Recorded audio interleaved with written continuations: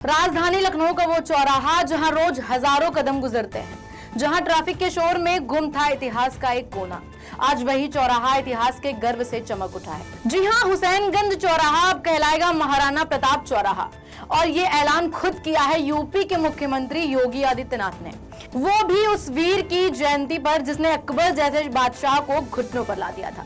जी हां, नमस्कार, आप देख रहे हैं जन एक्सप्रेस, मैं हूं आपके साथ नेहा। आपको बता दें कि महाराणा प्रताप एक नाम, एक पराक्रम, एक प्रतीक।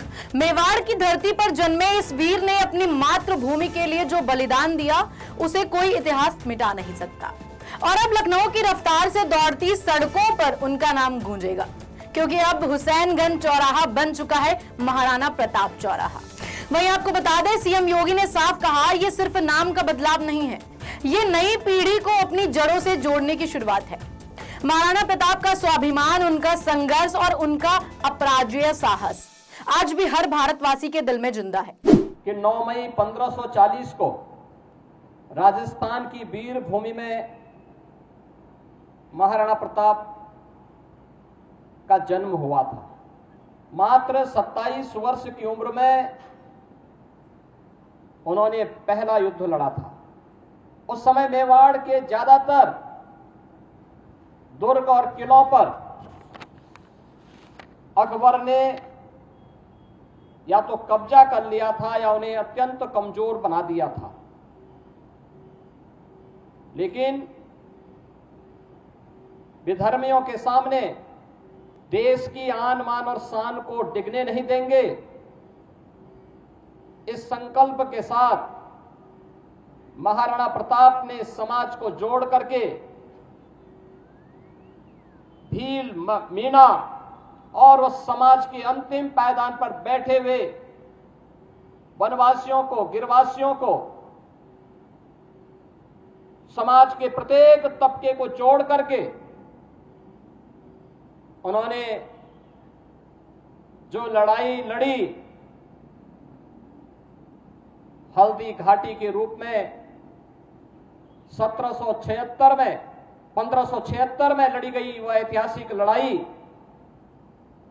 और उसके उपरांत जो भी युद्ध उन्होंने उस कालखंड में लड़े थे, सब में विजय प्राप्त करते हुए अंततः अकबर को पराजित करते हुए अपने सभी दुर्ग और किलों को वापस लेकर के उन्होंने भारत के आन मान और शान की रक्षा की थी। इसके लिए उन्हें लंबे समय तक जंगलों में भी दर दर की ठोकरें खाने के लिए, घास की रोटी तक खाने के लिए मजबूर होना पड़ा था।